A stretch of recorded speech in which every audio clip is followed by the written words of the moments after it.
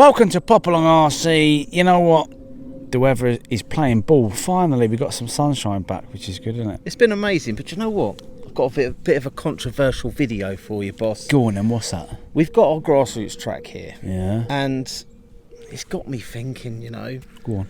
I've had more sort of close racing with you on this track in the last week than I have in the last 2 years.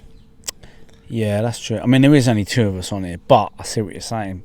We've often said on the channel, haven't we, that, if you slow things down, doesn't matter what you're using, as long as everyone's using the same sort of stuff, you're going to have good battles on track, aren't you? And you shared a video recently on our Facebook page, didn't you? And it showed exactly that. Cars going a little bit slower, but the racing and the racecraft as well. Because the cars are going so fast with the modern day stuff, I don't think drivers are developing the same sort of finesse with their racecraft, their overtaking. And obviously, if you can't think that quick, maybe race etiquette's affected at the same time. Yeah, maybe. I mean, I watched, Orlowski. Man, that guy's seriously talented, isn't he? Superhuman, you might say. Superhuman. He's good at most disciplines, if not all disciplines. But the thing is, right, when I watched that race, it was the Euro one that's just been. I only watched the first leg of the A final. That was the on-road, because I watched him in the off-road and it didn't go quite so well, so we won't talk about that. Fine. But on the on-road, it did go so well, and he was away. And actually, in terms of racing and watching it, I'm going to be controversial there. Didn't find it that interesting, if I'm honest with you. He was away. And actually, when you look at people like that, the likes of me and you and lots of other people, just can't do that, can we? At that pace. It's not accessible. No. It's a bit like watching F1, because when Verstappen was running away with it, he was literally, you pretty much knew he was going to win before the race even started. Whereas with some of these slower classes, where the cars, there's a bit more sort of restrictions in terms of motors. Maybe it's a 21.5 turn, maybe it's a 25.5 turn, but a little bit slower. The racing gets so much better. I think so. Because you can judge what's coming up, you can judge traffic, your racecraft is just improves, doesn't it? And what with us oldies getting, we ain't young no more, so the reaction times are obviously a bit slower as well. So maybe there's something in it. But what I have noticed as well, and we went to Wickham a little while back, we watched some of the minis go round, right? The Bat Caves and the Mardaves and the Camtechs and things like that. They've got fast. They have. Now, going to upset some people again here, possibly. I don't mean to. I'm just talking what I'm thinking. Go on. And sometimes my mum used to say to me, "Go on, think before you speak." Well, I thought, and I'm going to say it anyway, even though I know it's probably a bad idea. But I remember me and Mr. Mark Cheshire, we got ourselves some GT12s back in the day. The GT12 Super Stock it was. It was a stock class budget, and it was brilliant. Yeah. And then there was another manufacturer who made a slightly faster version of the car, and then there was another manufacturer who made a slightly faster version of the car. So Schumacher, to keep up, made an even faster version of the car, and this beginner-friendly budget class that was GT12 turned into a slightly slower version of an LMP. Yeah. But then there was the Mardave Minis and the Camtech Minis that were... They're running like that massive teeth on their spur gears, and it's all it was a bit slower, wasn't it? Yeah. But what was it, 3.7 volt batteries, and it was a control class again. If you actually look at this video here, where we went over to Aylesbury, probably 3 or 4 years ago, you can see exactly what cars they're running.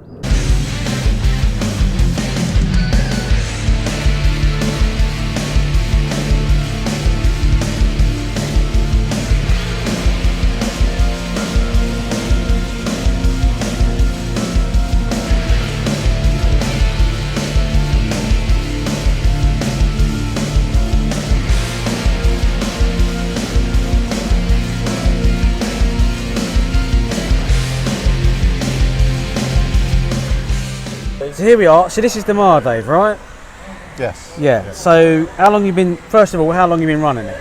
I've been running these for about 3 weeks. 3 weeks. I've actually been watching your car, and I have to say it looks planted. Yeah. So tell us a bit about it. So we know nothing about this, do we, Carl? No. So from start to finish, you've got a Core RC motor. What are we talking there, windings wise? It's a Core RC 21 turn motor. 21 turn, yeah. Yep.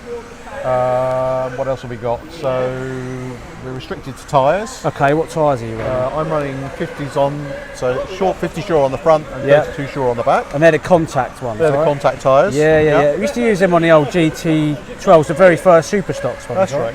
Yeah, That's right. remember them? Yeah. Yep. 4-cell battery pack, so Yeah. 4.8 volts. Nickel metal, I gather. Nickel metal, that's right. Yeah. Standard Transponders speed up controller, front. Yeah. transponder at the front. So the speed servos. controller comes with the car, doesn't it? It does. They're actually pretty good value, the cars. You Yeah. get the speed controller and the motor with the car. So you just need to add your radio, gear and battery. Really. Excellent. These are so much easier than the GT12s or the super stocks. Are they? Oh, right then. So yeah, tell us about some of your adjustments that you've got to make on So these. some of the adjustments you've got to make, gear ratios to suit the track. Yep. So Again, you're allowed to do that, that's good, right? Fairly limited, so standard spur gear at the club we race here. Yep. And you've got a choice of about 3 or 4 pinions, and that's it. Excellent. So it's fairly limited.